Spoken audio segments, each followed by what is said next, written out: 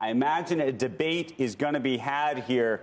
Vivek, No. I'm very curious what you thought of what President Xi said over the weekend, but perhaps more importantly, what you think American companies, and I know you have taken issue with American companies who've spoken out historically about issues here in the United States, but have not taken issue with some of the things going on in China. What do you think those companies are supposed to be doing, saying, or not? So, look, I think we are now in the worst of all worlds, where you could have a principled position where someone like Jeff or anyone else might say that companies should engage on all social issues, including those in China. I would say that companies should not engage on any social issues and should focus on making great products and services for their customers.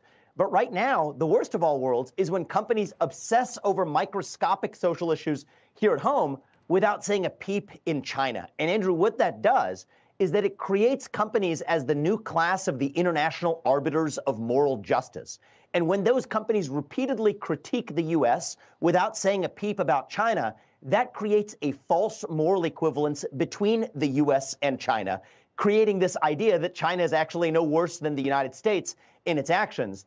And you can mark my words, the 300-plus companies that ceremoniously cut their ties with Russia when Vladimir Putin made his move on Ukraine will not say a word to condemn China as Xi Jinping goes for Taiwan. And I believe this weekend's milestone starts the clock on when he might do that. And this is, I think, all part of China's long-run plan.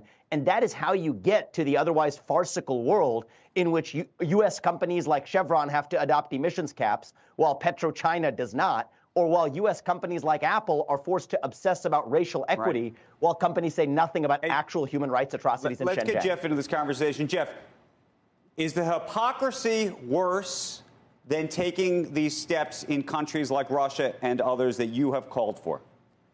No, I don't see any hypocrisy here. I do see a lot of commercial opportunities. Jeff, even I will tell you there's hypocrisy. Wait a minute. I'll say there's hypocrisy. I can make the argument, Jeff, for you that maybe it's better to still take these steps in certain places where you can, even if you can't take them in other places. But Jeff, there's hypocrisy here. Andrew, you're welcome to join Vivek on this, but unfortunately, I welcome you both to the social impact field.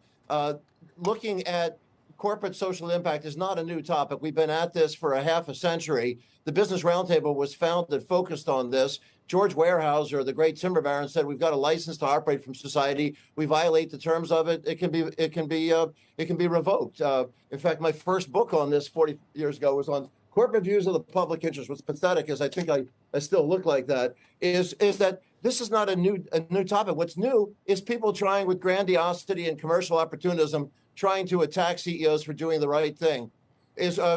China is not the same thing as Russia, Iran, or North Korea. If you put up a spectrum of companies in terms of where the political risks are, they're not the same. There are nuances here. We're creating straw men that don't make sense. I don't know anybody who says that corporations have to take on every social issue. That slippery slope argument is a canard. It's ridiculous. It's like saying, a hospital that has COVID cases and a surge of flu and then a bad weekend of traffic accidents and then gunshots. Oh, that's enough. We're no more patients. No, you have triage. Companies have to decide which issues make sense to them. When Michael Dell and his team and his board sit down, they take a look at what's the impact on this company? Where do our employees, where are critical stakeholders? What's our public policy position?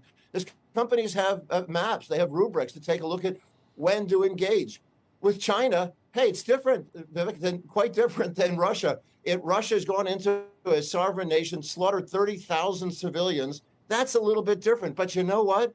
We did see that in the fashion industry, 100% of global apparel makers, including the U.S., pulled out of Xinjiang province. Well, that was pretty powerful. It was 80% of the cotton that was coming out of China was coming out of Xinjiang. It was great cotton. Nobody's buying it anymore. But it makes sense because of the forced labor there. You pick your issues. China's not done anything right now. Shepard Smith here. Thanks for watching CNBC on YouTube.